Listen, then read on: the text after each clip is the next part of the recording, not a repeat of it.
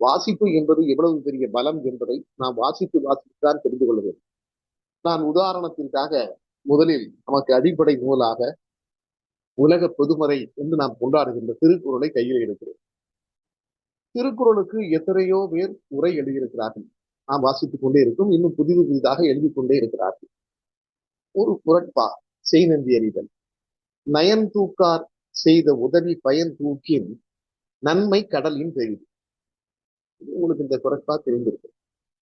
உங்கள் வீட்டிலே இருக்கிற எந்த திருக்குறள் உரை புத்தகத்தையும் நீங்கள் எடுத்து பாருங்கள். இன்று நான் பேசி முடிந்ததும் உங்கள் வீட்டிலே இருக்கிற திருக்குறள் யாருடைய உரையாக இருந்தாலும் எடுத்து பாருங்கள். இந்த குறட்பாவிற்கு எல்லோரும் எழுதியிருக்கிற பொருள் ஒன்றுதான். எதிர்பாராமல் செய்யக்கூடிய உதவி என்பது கடலை விட பெரியது. அதுதான். இதுதான் எல்லோரும் எழுதியிருக்கிறார்கள். ஆனால் நானும் அப்படித்தான் நினைத்துக் கொண்டிருந்தேன். சமீபத்திலே நான் ஒரு புத்தகம் படித்தேன். மறைந்த தமிழறிஞர் ஐயா திரு செல்வ கணபதி அவர்கள் எழுதிய விடை வேடும் வினாக்கள் என்று ஒரு புத்தகம்.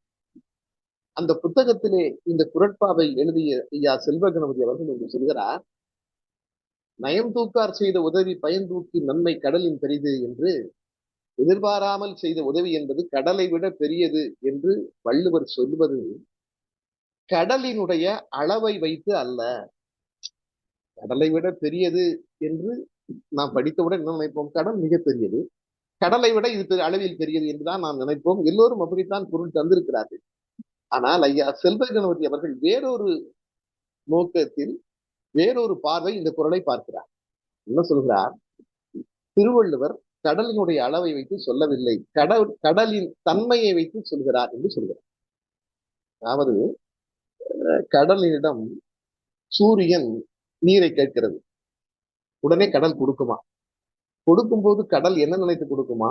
இன்று நாம் நம்முடைய நீரை கொடுக்கிறோம், அது மேலே போய் மேகமாக மாறி நதியாக ஓடி மறுபடியும் நம்மிடம்தான் வரும் என்று எதிர்பார்த்து அந்த உதவியை கடல் செய்கிறது. அம்மா வீட்டிலே இருக்கிறார். ஒரு வாசலிலே ஒரு யாசகர், ஒரு பிச்சைக்காரர் வந்து பிச்சை கேட்கிறார். அம்மா ஒரு பிச்சை போடுகிறார். போடும்போது நம்ம இன்னைக்கு இவனுக்கு பிச்சை போடுவோம், நாளைக்கு இவன் நமக்கு பிச்சை போடுவான்னு நினைச்சு அம்மா போடுறாங்க? இல்லை. அம்மா எதிர்பாராமல் அந்த உதவியை செய்கிறார். ஆனால் கடல் எதிர்பார்த்துத்தான் அந்த உதவியை செய்கிறது.